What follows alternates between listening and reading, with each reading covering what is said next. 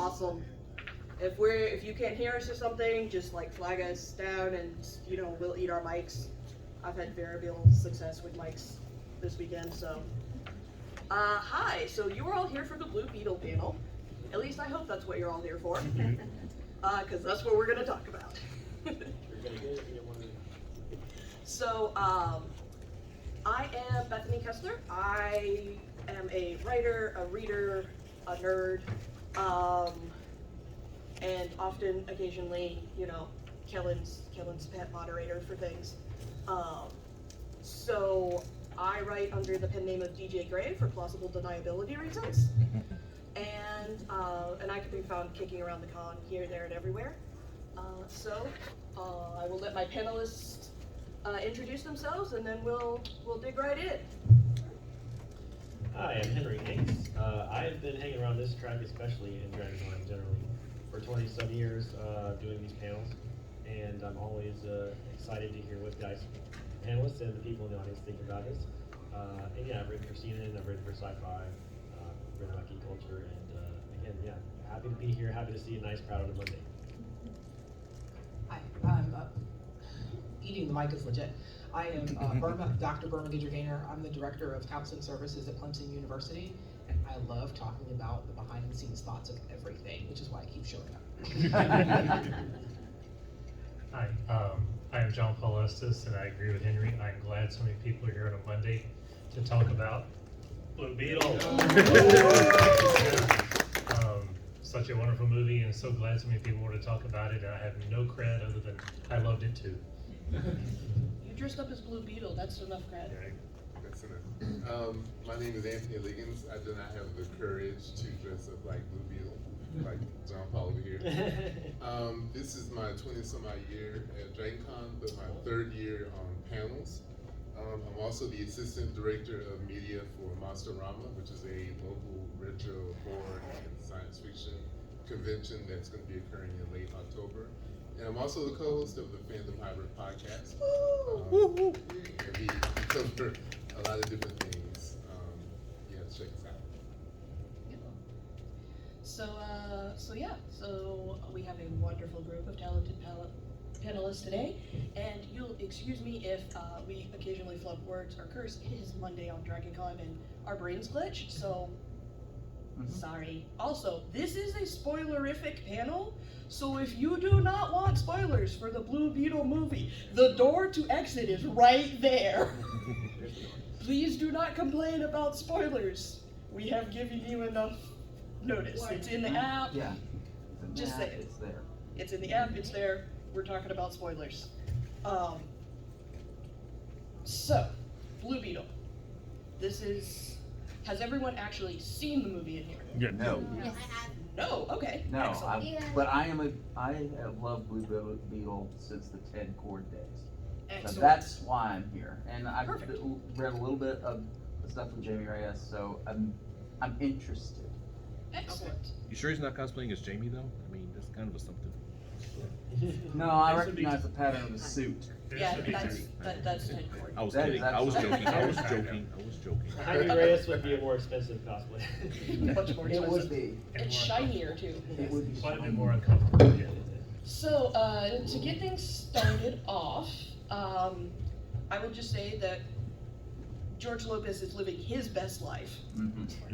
And nowhere is that more prevalent than in this movie.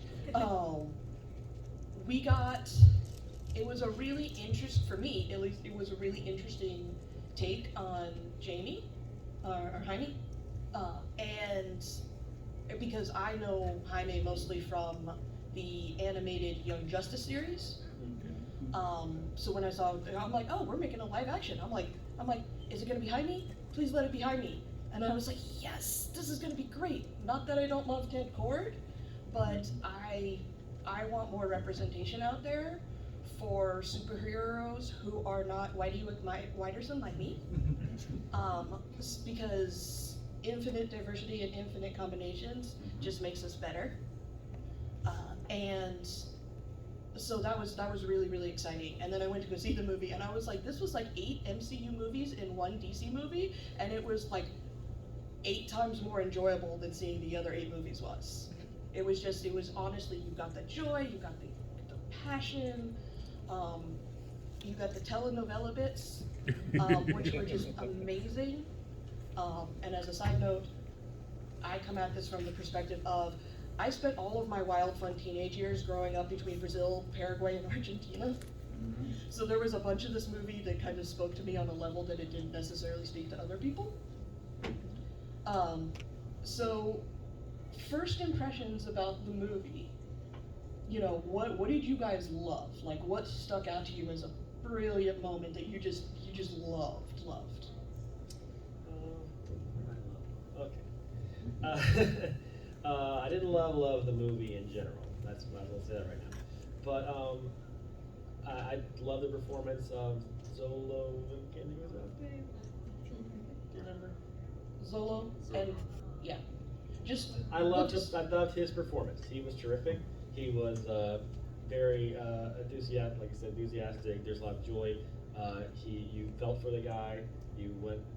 Jaime, you really were identifying with him, and he was just some normal schlub who got given a little scarab that went into his body. We won't say where, and at this time of day, but he was terrific in the movie. There are other things that were not as terrific, but they had a good lead, and when a superhero movie, if you don't have a good lead, you're in trouble. So they did really well with that. I was beyond delighted at the representation of family and how the family unit was not just nuclear, it was expanded. We saw culture. I was worried about it getting a little caricaturish at times. I think they edged towards that a couple of times, but just the sheer culture and the sheer representation of what you saw, and that wasn't for everybody, right? It was for people to learn and to observe, but not necessarily targeted at the main audience, but they did it anyway. And that, as we have more movies that do that, I get more and more excited about these properties. Yeah. And we mentioned on a panel a few days ago about one of the problems I had with a lot of the DC movies. I'm a big DC person, obviously, but they were missing the smiles, they're missing the fun, and this movie is so not missing the fun. You know, there's no attempt to deconstruct, there's no attempt to rebuild and reimagine. It's just, let's write a fun movie of, you know, you can examine the different pieces and parts of the family and become this character from out of the blue and on all of that. You can examine how the characters react, but it's just so much fun for the audience, and I just smiled and laughed through the whole thing, with one scene maybe exception that wasn't really smile with it, but. Zolo Marijuana, that's his full name. Very good, props. Go ahead. Is it okay to get on my soapbox now? Can I start? Yeah, absolutely. Okay, so the thing is, DC movies have been terrible. Like, the DC animated movies is great. So on another panel, I had a big discussion about this. That with like Black Adam and Shazam Wrath of Gods, the studio tends to take those properties and try to do whatever they want with it. And with this property, with Blue Beetle, it seemed as if the studio was like, yeah, let them have that. They're okay over there. We're not concerned about how it does because it's not something we're interested in. But Blue Beetle has always been one of my favorite side characters. I was a huge fan of Blue Beetle and Booster Gold team up in the comic books. Yeah. I too was a Ted Cord. Jaime came in, I think, in around 2006 in the comic books. So most of my exposure to Blue Beetle was Booster Gold and Ted Cord. Booster Gold was like one of the wackiest superheroes. Like in the second Blue Beetle, because it's been successful enough that I'm absolutely certain they'll do a sequel to it. I just need that movie to have one single Easter egg that references Booster Gold. Right. That was the only thing. Like everything else in this movie, I'm beyond delighted. I'm like, the only thing that could make this even better is if we had one, even if it's just a small throwaway reference or something to Booster Gold, and then happiest fan in the world. Yeah, and they're planning a TV series of Booster Gold, so we might see it. Yeah, and he did Booster Gold, and Blue Beetle showed up in an episode of Smallville when it was on. But we don't talk about that. So. Yeah, just like we don't talk about Bruno, we don't talk about Smallville. You can, but not right now. So DC, I think, through no fault of their own, just not being interested in a property where it is very diverse and it's a culture that they don't particularly care about in their bigger films. The other thing I think, why this movie appeals to me a lot, as I talk about, Black Panther is my favorite movie of all time. And Marvel got it right with allowing the people behind the scenes who are in the culture, part of the culture, do a movie about the culture. They did it again in Wakanda Forever with Namor. They allowed people in the culture to do the culture. Here, DC finally, even though DC has always had diversity in their movies, they never really approached the cultural aspect of diversity the way Marvel did. And I think that this movie shows you what DC can do when they allow people to have their vision and have their vision go. And I'm just like, I'm not Hispanic, and I have some friends who are, but I don't know a lot about the culture, but I can see the beauty of the culture. Oh, Shang-Chi, because Marvel did the same thing there too, allowing people in the culture to do a movie about the culture. And so this was like amazing to me, and I would tell people, you know, Man of Steel used to be like my favorite DC movie, but like this right here now is by far my favorite. It has a lot of flaws, like I don't really care for the chemistry between Jaime and what was her name? Jenny? Jenny. They had no chemistry at all, Right. No. none whatsoever. But there was a lot more about the movie and its cultural impact that appeals to me. Okay, I'm getting off the soapbox. Thank you for asking them. So, yeah, as we look at this, as we do this, like, I spent most of this movie trying not to spit take water into the head of the person sitting in front of me. Like, especially when we get the scene where the mom turns around and asks Grandma, why are you holding that gun like you know what to do with it? And I went, oh, and I sat there and went, oh no! Viva la raza!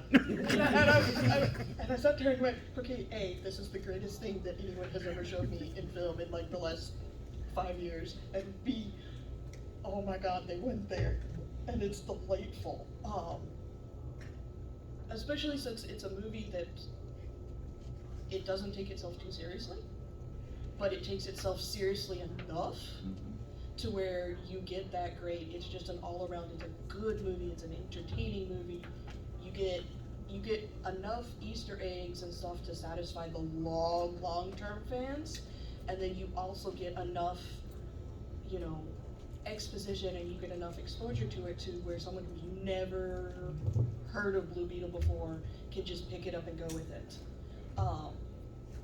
And yeah, and then also the scene where they, you know, where they sort of like look at the scarab, and he's like, she told me not to open it, and literally was like, oh, bit. And I'm like, oh yeah, I've been at parties like that.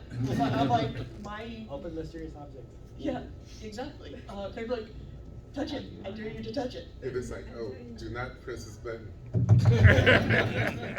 Oh, It's Schrodinger's cat. You don't know if the cat's alive or dead until you open the box. exactly. So yeah, that was part of the fun of it. That was part of the joy.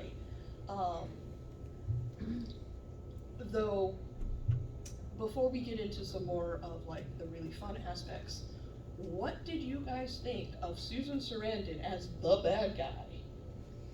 I'm curious because, you know, there's been a lot of like kind of back and forth on, was this good or was this just kind of weird? And is that just because it's Susan Sarandon, or? If she had a mustache, she'd be twirling it.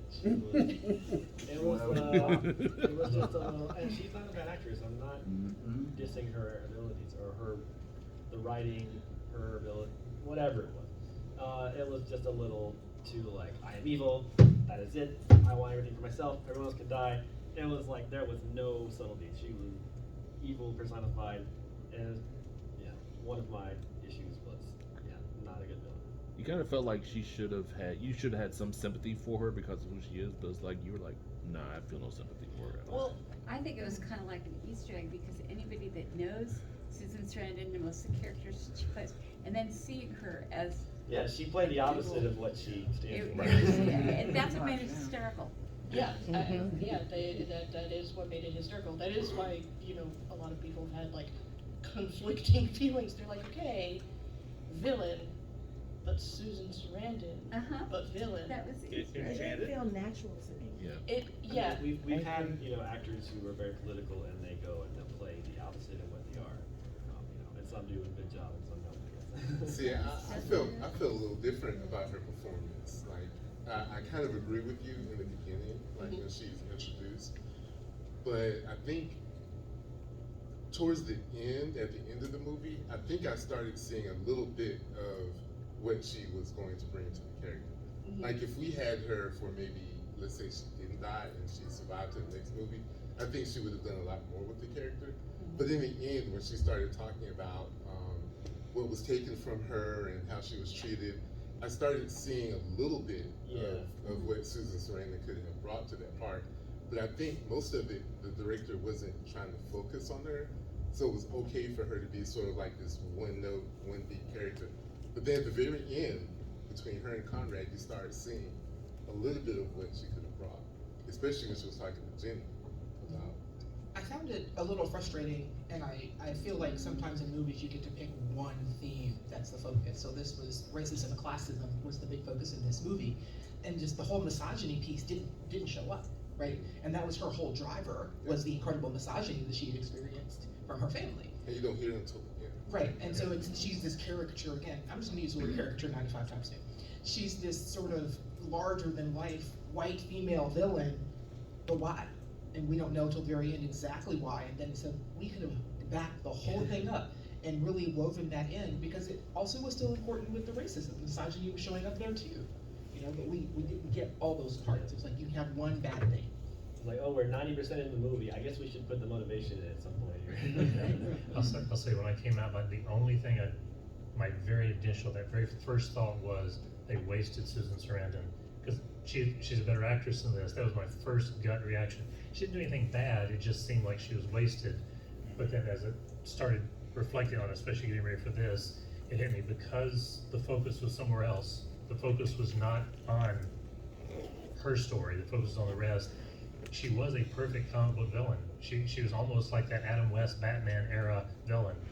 There's no question. Twirling the mustache, ha ha ha ha ha. I'm here to stop you. In some ways, in some scenes, she'd be an evil Tony Stark. I mean, you know, running the factory and all that. And she pulled it all fine. I think the reason I felt the other way was because it was Susan Sarandon. I think if it had been generic, you know, actress B over there, no name that I'd never heard of, I wouldn't have thought about it like that. But it was Susan Sarandon, and Yeah, I didn't have a whole lot of sympathy for her character, like at all, even when she started talking about the misogyny and stuff, and I'm like, yeah, that's great, but a lot of people also suffer like the same thing you've gone through, and don't become super villains. Don't kill people. And they don't do the things, like the one I felt most sorry for was the hench dude whose name escapes me. Yeah. Carapax? Conrad. Huh? Conrad. Conrad. Yeah, and when we got his backstory, and I sat there and went, oh, At the very, very end. man. If there was Yeah. anything I was disappointed in this movie, it was that we didn't have that the whole movie. Yeah. Because that was really important, and it went with the racism story. Like, this Right. is a huge piece of the racism story that ties into the Blue Beetle legacy, and we didn't get it. Yeah, and then just again, and I'm a historian in my model life, and having lived in that area and having known some of that history, I went, oh, and I was just like, oh man, I was like, that makes perfect sense. Also, kudos to you for going there, because not a lot of filmmakers would have been brave enough to include that the way they did it. Well, yeah, like you said, I feel a little cheated we didn't get that the whole movie. But Either backstory would have been great to open the movie. yeah, Especially his. It's like you open the movie with his story, and then go straight to go to Blue Beetle, the caption, then go into the Yeah. movie. That would have been a better movie, yeah. yeah, but Or then even again, starting with her backstory. Either like way, the yeah. whole yeah, either why starting, is she the way she is. yeah, and to see either that. starting with Victoria or starting with Yeah. Conrad or Caradox. Yeah, it might have made for a tighter story, but given that this is the Blue Beetle movie, and it's primarily centered around Jaime, that's a lot, and I think they kind of felt like they had to sacrifice certain things in order to keep the movie either within budget or within like a specific time limit. So I'm really hoping there's a bunch of deleted scenes on this DVD when it comes out. I bet. I would guess it had a lot to do with the tone, because they were really trying to go for sort of a light comedy. Yeah. That would have brought it down. Yeah, that would have been too much of a stark contrast. Yeah. To start with that and have it woven through, then, the comedy now becomes sort of like, I don't know, it would change the tone. Yeah. Well, we've any other thoughts on kind of like this question before Well, so like kind we? of to that. Oh yeah, no. Yeah, go ahead. Right, so I wanted to, so kind of what you're saying, the particular way that was cut and where that big story was put in, I actually kind of thought it was brilliant, because with Susan Sarandon as being such a good actor and us having such preconceived notions of her being a good character or something, at that point you were like, oh, she had misogyny, maybe we'll give her the benefit of the doubt, a redemption story or something. And then you saw all of that flashback. It's like, okay, sure, you got a privileged life, a little bit of misogyny, but you're this horrible sociopath that did all this thing to everybody. You were racist, you were classes, all this stuff. There is no redemption story for you. Boom. Like, to me, it was kind of brilliant of like, yeah, we'll make you start feeling better, and oh, the villains have a viewpoint or something. But then they just kind of came in with this flashback of like, no, there is no redemption for you. And kind of like, it was kind of very different from every other superhero. We try to save you, and maybe we'll excuse your evilness. Like, no, you're a sociopath. You did all these things. Because like, no, you literally cannot be redeemed. Yeah, which I thought was kind of brilliant of like just subverting expectations and shifting the whole dynamic at the end. Yeah, and the way they did that with the flashbacks, that was a really good, powerful moment. I think we just kind of wish we'd seen a little more hints of that earlier on, so that we would make an even bigger impact. But question right here? Yeah, just a real quick point. Does everybody remember that Susan Sarandon was in the TV version of Children of Dune, and her character it's reminiscent of the one she's playing here. This one's a little bit more comic book it, Yeah, but it's still not that different. that's Yeah. very true. She was also the bad guy in Enchanted. Yeah, she's the bad guy in Enchanted, but that's kind of more. Yeah, I mean, It's not quite as yes. So As- I guess after seeing that, I'm not quite as. Oh so- yeah, so no, just, it's. Oh, it's Susan Sarandon, so she must be a good guy. Well, it's less must be a good guy so much as I think we're used to seeing like a little bit more nuance from her acting, and that wasn't there. Like the gentleman here is correct. Yeah, she was a Carino. She was Wenceslas? Mhm. Wenceslas? Princess Carino? something, yeah. She was Faradin's mother, and she was terrible. She was written terrible, and she was portrayed terrible. And yeah, that is a good point. It was her sociopathy was slightly dialed down there, where in Blue Beetle they kicked it up to 12. But she has the range to do it. It's just us coming in with our preconceptions and going, wait, something doesn't jive. So as we're talking about different things like this, what was one movie? Excuse me. Monday, Dragon Con. What was one thing in the movie that just delighted you to no end, that it doesn't matter if it was good or bad, it made you happy, it made you just overly delighted? What were some of those moments? George Lopez was amazing. He was great. He's living his best life. Yes, his when he had the thing like, oh, they have like he named all the security things, oh, biometric scans, blah blah blah. He said, I have something for it. I just need to work on it.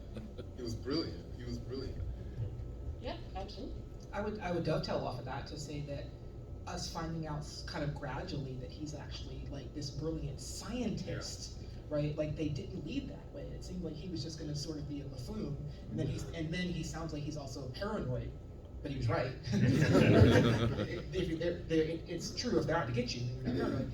And then he just was inventing, and then he did the computer stuff. And it was like, I love to see intelligence show up in unexpected ways and be represented in unexpected places. Yeah, and he didn't sacrifice, intellect for personality, which is what you get a lot of times. Someone's really super smart, they don't generally have a lot of personality. Their personality is being smart.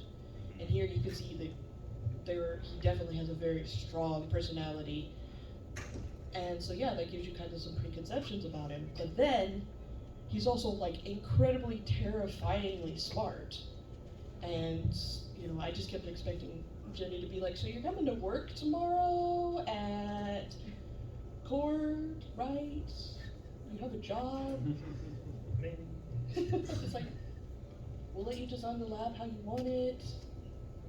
Well, Yeah. I'd say, not to take anything away from George Lopez, the rest of the family, because the movie is wonderful. I wouldn't change anything about it. But obviously, I'm a Ted Cord fan, and just when they walked into Ted Cord's, sorry, when they walked into Ted Cord's lair, and you see his costumes on the mannequins, the bug ship fires up, just the 10-year-old, 11-year-old, whatever inside me, who would never in a million years have dreamed one day I would see the bug lift off and fly.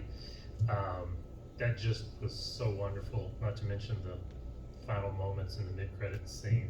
And just, it's alive, he's alive. Which George Lopez's character had the same reaction the 10-year-old inside of you did when he walked in there. Oh yeah, he loved it. Yeah. It was like the Beetle cave instead of that cave, and Night Owl from Watchmen was based on Blue Beetle, so you saw a little of that too. So yeah, that was really cool. Just there's a painting of Ted Cord with his family, and it's clearly Jason Sudeikis, by the way. They were not subtle about the fact they want Jason Sudeikis to play Ted Cord. I don't think that was his voice in the end, but anyway, that made it exciting and hopeful for a possible sequel as well. So that was fun. Your favorite moment? Oh, it would have been the ones involving George Lopez. Well, actually, let me take a step back. So when Jaime and George Lopez's character are talking, and he's talking about how he felt like such a failure. Yes. And Jaime is saying, hey, no, think about the lack of opportunity you've had, what you've done despite that lack of opportunity, in this sort of parallel process of them both trying to lift each other up, and just the strength there. I thought that was one of my very favorites. Yeah, mine would be any scene with Nana in the back half of the movie, because I sat there and went, no, I know people like this. Like, I've sat there and been like, yes, tell me more. They're like, so we really shouldn't tell you some of these things, but if you should happen to find yourself in a situation, here are some things that could help get you out. And I'm just sitting here going, I know nothing, I will say nothing. I'm just like, hi, yes, I want to hear all your stories. I don't care. I don't care if, we can never ever tell anyone that these are, not from a friend of a friend of a friend. But yeah, especially with Nana and the gun in the catacombs, against the Omax or whatever. It's just like, and like all of her relatives, they're staring, going, what? What? How many times do we get a Deus Ex Machina who is Abuela? And it's like, and that mom knows about this. Like mom is just like, yeah, okay, yeah, we've got to do this, so yeah. but they clearly have not told, Milag, The kids. they have not told the kids this part yet. So you're just like, she's like, yeah, this is just gonna be a thing. It was such a comic book moment, or moments come to life, but done with enough heart that it didn't come across cheesy. It came across wonderful. Yeah, and it's one of those that if you've been around these kinds of families, you know absolutely for certain you can piss off anybody in the family except for Abuela. Mm-hmm. If you make Abuela mad, your grandchildren will know. Mm-hmm. We were talking about some cheesy moments. Like my favorite, really cheesy moment was activate stealth mode. I thought that was brilliant. Yes. So we have a question here and then here. Actually, it wasn't a question. We were asking about favorite moments in the movie, and the one, it's a moment of the movie that nobody really pays attention to, but when they're telling him that his family's going to be his downfall, he says, "No, my family's love is what keeps me going." Yeah. Yeah. Well, when it goes to my biological mother, nah. My grandmother, yeah. Yeah, exactly. At that moment, if you couldn't hear her in the back, she's talking about, the understated moment of, no, my family's not going to be my downfall. My family's love is what's keeping me through all of this. And that's a really powerful thing because, we have all these superheroes that are just like, I'm an orphan and I'm alone and that is my superpower. Yeah, we're looking at you, Batman. I love Batman. I love Batman so much. Part of my house is dedicated to a Batman comic shrine, essentially, but Bruce Wayne does have some issues. He needs therapy. So, I think that just the timing, because we just 2 movies ago with Shazam, Fear the Gods, and he was like, it's all about family. And now DC's back to the family thing again. So it was, there was a little bit of derivativeness. That was a little of my issues with some of it. But the family characters were terrific and very well done. It's like we just done a family movie. So that was, anyway. So, Yeah, I was gonna say, one of my favorite moments was at the very beginning when he's getting off the plane and they go to lunch and they give him all the bad news that he has not heard in the last 4 years because I was like, good. oh, coming from a black family, I can totally relate to that. And that was the other thing, even though this is a Hispanic Latino family, there are a lot of similarities between that culture and black culture. Mhm. So a lot of the things that they did that were culturally specific, I got a kick out of because I'm familiar, we have similar experiences. The other thing is that for a movie that really was supposed to be about fun, I did not expect to cry as much as I did, but the scenes with Jaime and his father especially tore through me, but they were so beautiful because we don't get a lot of those types of moments where sons and fathers are being vulnerable with each other and are being like that open. I just thought those scenes were so beautifully done. Yeah, See, you had to go there, right? I did. Because Do you not know me? I had to because go the there. scene between him and his father at the end, those of you who know me, I always talk about my father. Like I lost him a long time ago, and I didn't get a chance to say anything to him when he was gone. And that moment in the movie, I don't. There are 2 movies. I'm not going to go into it now. We're going to have a panel on this at Conjuration if you want to come to that. Yeah. But yeah, it was one of those moments where I was like, I don't know if I can make it to the end. yeah, there was, in the words of my nephew, liberally quoting from VeggieTales, I laughed, I cried, it moved me, Bob. And that was this movie to a T. I had fun with it.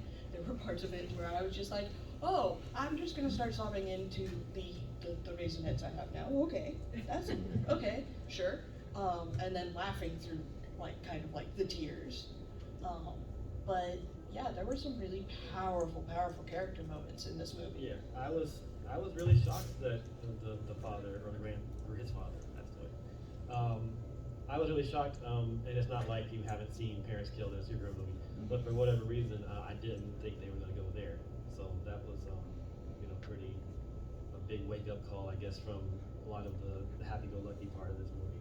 Yeah, and then I think the other part that we haven't touched on yet is the fact that Jaime didn't have to rescue himself. Like, literally, his family was like, we can grieve later. Right now, we need to go rescue Jaime.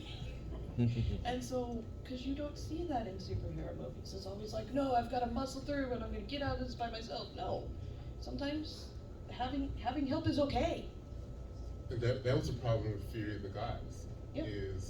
They did the complete opposite, where he had to save his family again, as opposed to the family saving him. Yeah. I'm sorry, spoiler if you haven't seen it. And Skittles were involved. You're not missing anything. Lots of Skittles ads in that movie. And I do think a lot of that actually is an argument for what we were talking about earlier, of not giving us more of the backstories on the bad guys earlier. That would have changed the tone so much. I think having the lighter tone so much made those moments much more impactful. You know, if you had the downer for Conrad, right? Yeah, the downer story for Conrad, for Susan Sarandon's character, and so on. If you had more of them, those still would have been great scenes, but I don't think they would have hit quite as hard, quite as deep.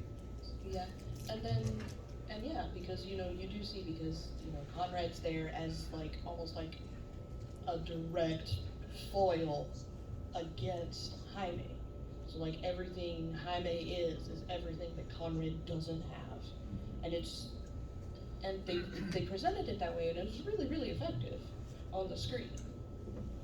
So yeah, what are your thoughts on just like some of the characterizations of like Jaime or the family or Conrad or any of the secondary or tertiary characters? Yeah, I felt like they could have made the point of family is what makes me strong versus saying family, your weakness is your family, without saying it in so many words. It just seemed like we're just gonna point at and make a big bright light at the point of the story, and it was just like, okay, you could have not just been like, your family is your weakness. Twirl my mustache. I was like, okay, like there could have been a little subtle with some of that. But the idea, the point of it, the family being there for him, that was very powerful. I thought they could have handled it differently, but I did enjoy the point. I think, aside from even the family piece, the community piece I thought was really important. Yes. That the community is quickly being gentrified, not slowly. It was very quickly being gentrified, but then you still see the strength of the community. You see that they are all connected, and it's the other piece was very diverse community. As far as you're not seeing a lot of colorism, which I thought was interesting and notable in that community. But just the strength of it, and thinking about communities that are not, high SES or lower SES communities, but have that connection, and the food's all here. Food was really good looking. I'm so hungry right now. But the food's all here, the connections are all here, and we come out for each other, and that is drastically missing on the other side of the river. What was the name? Or the bay, I'm sorry. Do you remember the name of the city in this movie? Something Keys, but I can't. Keys City. Yeah, that was another. It's one of those Gotham City made up city names. But I was very interesting, different look at a DC city. You got your Gotham, which is dark, and your Metropolis, which is light. And it was nice to see a little different of a take on a city. East Coast or West Coast city? Florida Keys. I'm thinking it was their version of Miami or something like that. Yeah. They said they took inspiration from, because originally it's supposed to be in El Paso, so they actually lived on El Paso Street. There's a little Easter egg there for anyone to do that. But they took inspiration from Texas and Miami and the Keys to create and do exactly that, a metropolis, the Gotham, a central city. They wanted to have their own imaginary one that could be inspired by different cultures to create something that fit their story. Yeah. I like adding another bit of texture to the DC world, where it's not like 4 cities in the whole world. And then Jaime coming back and being in the backyard with his dad, wearing the bright yellow Gotham Law sweatshirt, and of course my sainted roommate who went to this movie with me had to put up with me going, Gotham Law, just because I am that nerd. So that was another little fun little bit of I'm like, yay, little continuity bits and all this different thing. So that one was just like, just me sitting here going, yes, there's more of a DC world outside of this small little area, which we don't get often in Batman or Superman movies because they're so deeply set in Gotham, which their is city. across the street from Metropolis. Yeah. So, you had one, and then Yeah, Palmyra City, first of all. Palmyra City. Palmyra Okay, City. okay. And secondly, the other really great point was, and you brought it up, when the grandmother told them, the dead can take care of themselves for the moment. We have to take care of Jaime, and we have to live now. And the power that she showed there, and she pulled the family together. I mean, come on. I mean, we don't see, how often do we see that? And someone, of her age and from her generation, because they've had to live through so much, and they've had to deal with death and all these other things, it made it, to me, it made it that much more powerful. It was just, it was almost a throwaway line, but it really wasn't at the same time. It was just an incredible focal point. Yeah, abuelas are magic. And I don't think we spend enough time in the movies, like thinking about, so people have how many reactions to trauma? Like you've got multiple reactions to trauma, but then you have a people's reaction to trauma, and she was like a figurehead of the people's reaction, and what you have to do afterwards and what you don't have time to do in the moment is collapse. And she made that very clear, and she brought them all together. And we usually those people are killed off, so I was waiting for her to get killed off, and I was gonna be really, really angry about it, and then she lived, and I was very excited. But that seems so tropish too, that's something that would happen, is that, the strong person is gonna get killed off before they can give the hero more like wisdom. But she was the wisdom, and she's still there to continue to be wisdom for and anchor that unit. I was gonna say, if Nicaragua or Guatemala could not kill Abuela, nothing can kill Abuela at this point. Humans are in like that Abuela is magic and immortal, and should remain so for all the Blue Beetle movies we have. You were talking about the community experience. Do everyone remember Elian Gonzalez? Yes. Yeah, that one scene in the movie when the goons came into the house and like I remember that moment, and like I don't have that fear. I have different kinds, but I don't have that particular fear. But I can sort of feel the emotion in that moment, and I can only imagine how it would affect the communities seeing that on screen. Yeah, and seeing it replicated in such a way that it rings really authentically. A lot of my, all of my siblings are living in Brazil, because they just elected to not come back. And so my brother-in-law, who is a SWAT cop in Rio de Janeiro, and is somehow still alive. If you know Rio de Janeiro, you'll understand how big a deal that is. But he looked at this and he's like, this movie, like certain scenes in this movie are exactly why I'm terrified if we ever come back to live closer to you guys. He's like, even if we do it legally, I'm terrified that this will be what happens. And so, and this man is not scared of anything except my sister. Like he stares down like drug dealers and like terrible people all day long. And the only thing that actually terrifies him is my sister in the mood. So that kind of thing, and hearing that kind of reaction from him, I was like, yeah.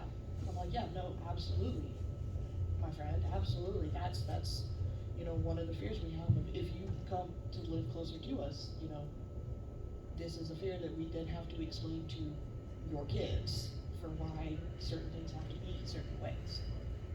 We were having a discussion last night about people of color in the apocalypse and how do you use media to convey experiences to other people who don't have those. And I feel like that scene when they came in and destroyed the house and burnt it down for no reason except that they could, and that is a thing that happens. It is not, nobody's immune to it, they just haven't experienced it yet in their communities. But to see that, and hopefully people will see, these are things happening. This is happening all over the United States, and all over the world, but certainly all over the United States, to poorer populations of color. This is going on. Here it is. It's not palatable but you're gonna have to watch this and see. I think something that's probably one of the things that speaks to why both the fun and those moments work so well is we could have a nice, sweet, syrupy, happy sitcom level. It wouldn't go over as well.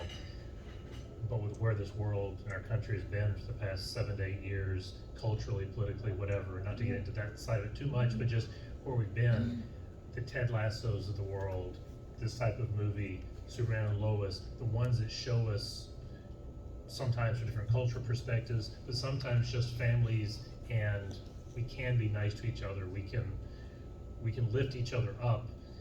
Those become more powerful, which lets you, if you're skilled, like these filmmakers are, if you're skilled, you can then put in some of that reality in there, and almost like going back to All in the Family in the day, you could have a sitcom that could get the real message across, but in a light, fun way that would not turn everybody off. It's a very careful balance. I think they had a really, really good balance in this. Yeah. So, you, then you, if you had a question. So, I'm encouraged by what I've heard here because, as an example, I sat through The Flash on I'm so HBO sorry. Max. Michael Keaton is the only really bright spot in that entire movie.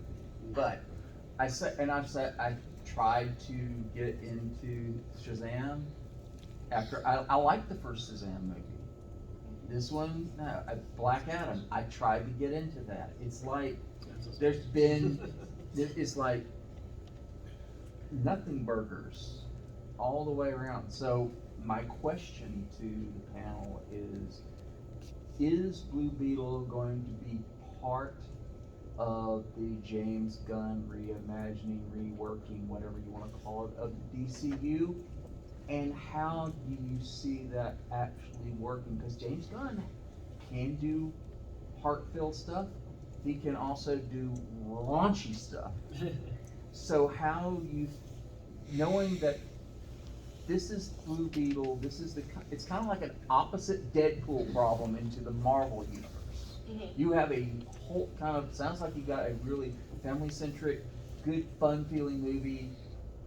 How does that fit in with the way, well, and we don't know exactly how Gunn's going to take this. But he has said publicly that Beetle is the first character in the new DCU. It's not the first movie designed for it, but the first character in it. Okay. Yeah, he said that the movie will be sort of outside of what he's doing, but the character will be a part of what he's doing. Yeah. Okay. My first reaction was, it better be, or he's going to get a lot of angry letters. Okay. But yeah, if he goes for that similar kind of vibe, it's like, I'm gonna be real unpopular for a minute here and say, I really hate what Zack Snyder did to the DC universe. I agree. I mean, I love Wonder Woman, but The first strength of Wonder Woman, The first the first one. The first one, thank you. Okay, so Wonder there's Woman only one 1984 is Wonder in Woman. my We don't mention the ethical violation that is the second one. Okay. There's one Wonder Woman, and it was done by Patty Jenkins, and she didn't make anything else, I think. Yeah, and her commitment to making that movie what it was is what made it powerful.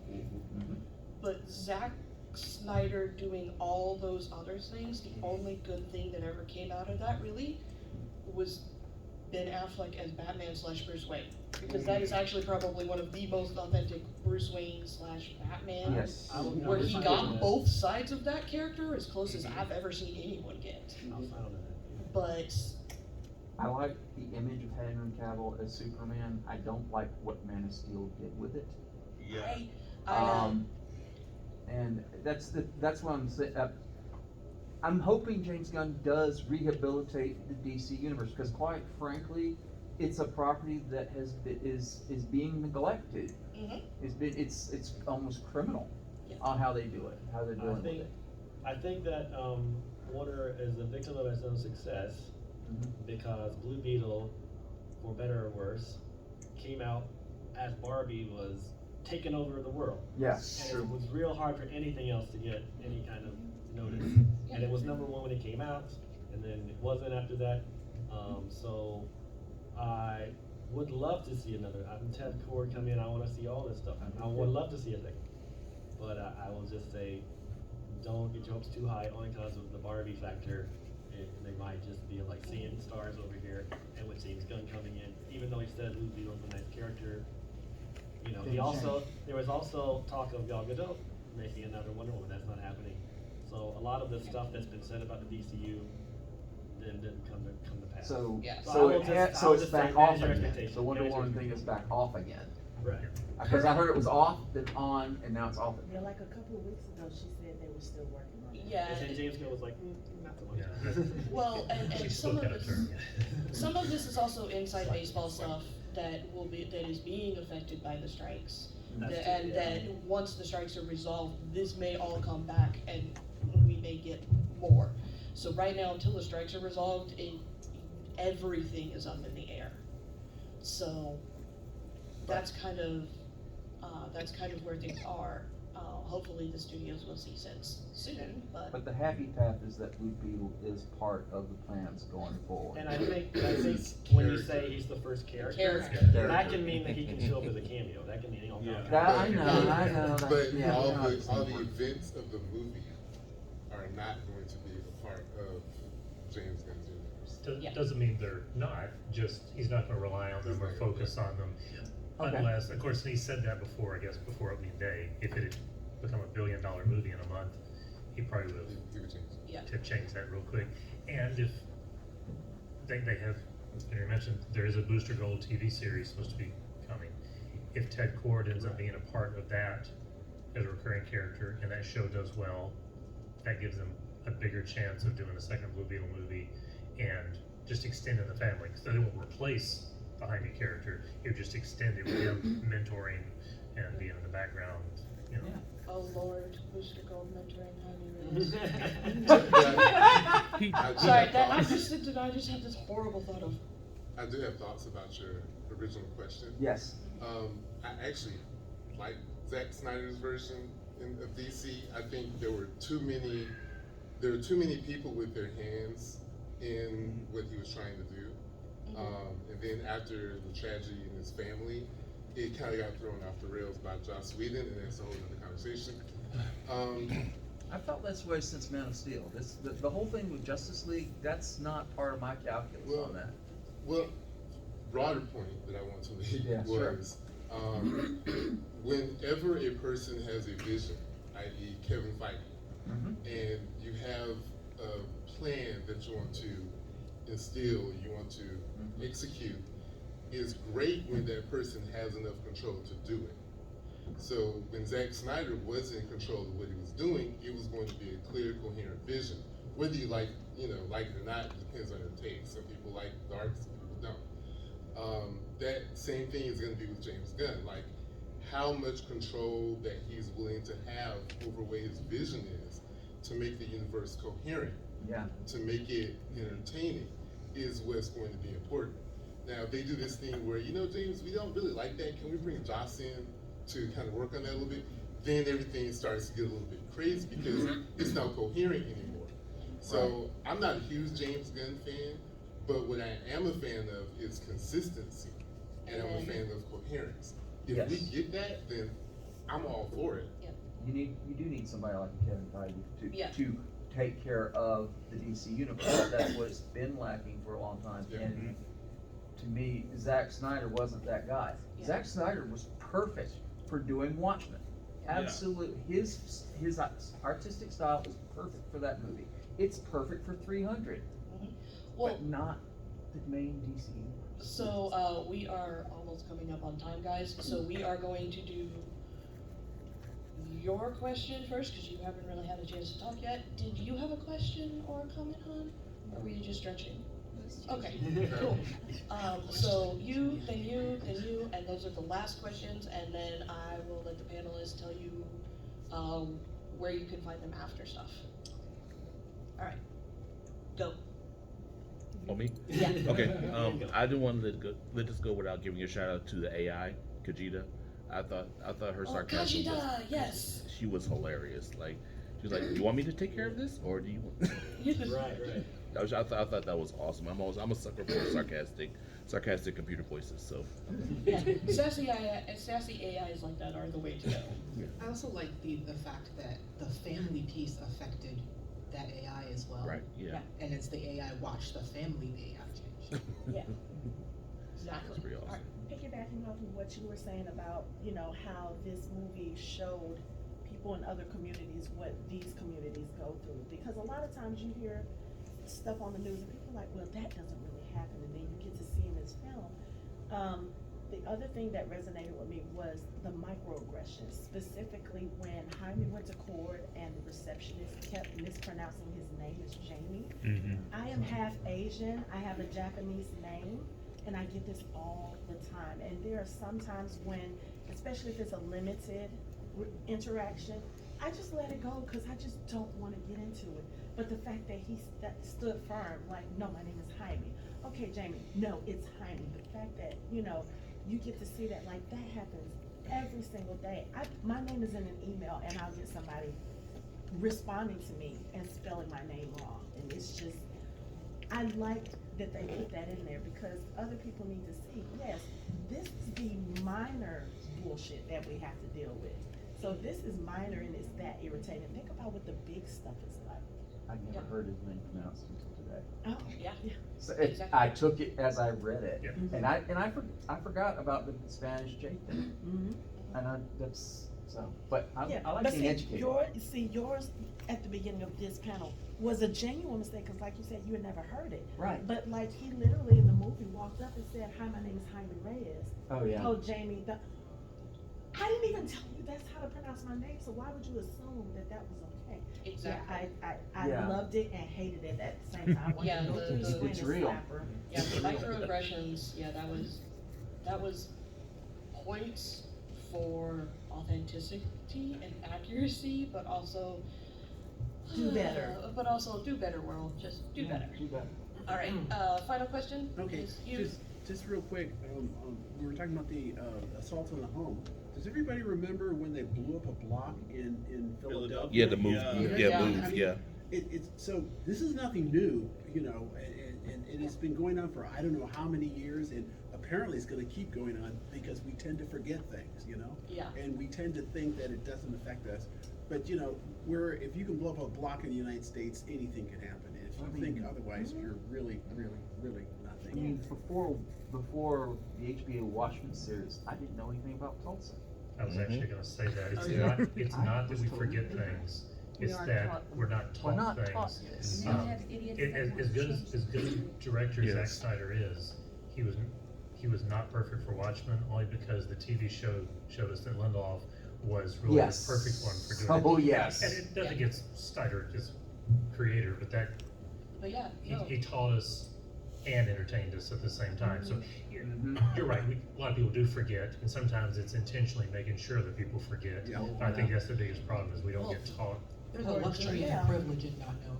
Yeah, Yeah. there is Yeah. a luxury and a I privilege. mean, in even in ignorance. Miss Marvel with Partition, I had never heard of that. Yeah, I never Ever. did. Until I watched that show. I heard about it on Doctor Who, one episode of Doctor Who. That's Well- the first time I'd ever heard of that one. And see, and this just shows you the enduring power of media.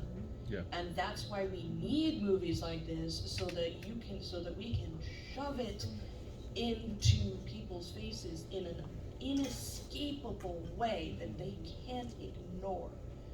Because yeah, as a historian who was fortunate enough to go to a very liberal college, yeah, we were taught about the Tulsa race riots, but that was the first moment when a lot of people had heard about those, and because the teacher even started that whole lecture series with the, okay, who knows what I mean when I say this? Raise your hand. And then who has no idea what I'm talking about? And you always get more hands raised for the, yeah, I didn't know that happened. And that was, you know, people also have this idea that a lot of the bad stuff happened, it was in the past and stuff. I'm like, Ruby Bridges is like 64, 65. That I was happened. younger than my mother. Yeah, it's like we still have living representations. Just because the picture's in black and white doesn't mean it happened Yeah, like in just- the 1800s. Right. Yeah, just because it's pictured in black and white doesn't mean it wasn't you know, like only 30, 40, 50 years ago. So, and that's part of the other thing, is it's in the media, because yeah, you learn something, you're like, holy crap, I never knew that, and so you talk about it and more people get informed, if only by osmosis. That's why I like Lovecraft Country. Yeah, Lovecraft Country was another one that, you know, was really good. So we have exactly 1 minute left. So if we start with Anthony, just tell us where we can find you if we want to find you after the con. You can find me at Fandom Hybrid Podcast. Please subscribe, share, like, download on all the podcast streaming platforms. And you can find me at Monsterama October 27th through the 29th. And the only place you can find me is either here again next year, as long as Kelly gets me back on more panels, or if you trail me back towards the Portland because you happen to like Blue Beetle and want to create a Blue Beetle trend. If you really need to get in touch with him, message me at Geeks of Faith. Fair enough. And just say, I want to get a hold of Jon-Paul. That works. There you go. I'm not a person, it's fine. Go ahead. Oh, okay. At Hanks TV on all the social media. You can find me at deejgray.com. That's my main alter ego's website. It's got all my social media linked on it. You can also find me by my wallet name, Bethany Kesler, on Facebook. And if you message me and say, hey, we met at Dragon Con, I will automatically believe you. So, because you know, as an attending professional, we do so many panels. At some point, I'm like, yeah, okay, this is absolutely possible that, you know, we met, and my brain is just like, so many people. But I also am a co-host of the Superman and Lois podcast, the Superman and Lois tapes, part of the Fortress of Baileytude. And if you would like to hear some of our opinions on the Snyderverse during one of the hiatuses, we went through all of the movies and then, you know, did podcast recordings of our opinions. It was the first time that I had seen most of those Snyderverse movies, because the easiest way to get me to actually do something is to say, hey, I'm going to put you on a podcast or panel about it. And I'm like, oh, I guess I should probably watch the thing. So that's where you can find me, just fortressofbaileytude.com. And yeah. So yeah, thanks for being an amazing audience, and much kudos to everyone coming out on Dragon Con Monday, because I know how hard it is to get out of bed. Yeah. Please rate us in the app. Yes. I will. Please rate us in the app. 5 stars if you love us and want to see more stuff like this. 5 sarcastic stars if you hated us. Yes. Dragon Con appreciates irony. And also, we have our charity bucket in the back. Please give us your money. Give us your loose change. We want to make Dragon Con pony up for every bit of the 125 they promised to match. And it all goes towards finding a cure for childhood cancer, because screw cancer, man. It looks like there are still a few of the coloring books too. So the Dragon Con coloring books go to the same cure. They're, I believe, $10, I believe is what it is. So. Yep. The vendor's all about the clothes. What else you got? Yeah. So yeah, thanks so much, everyone. Thank you.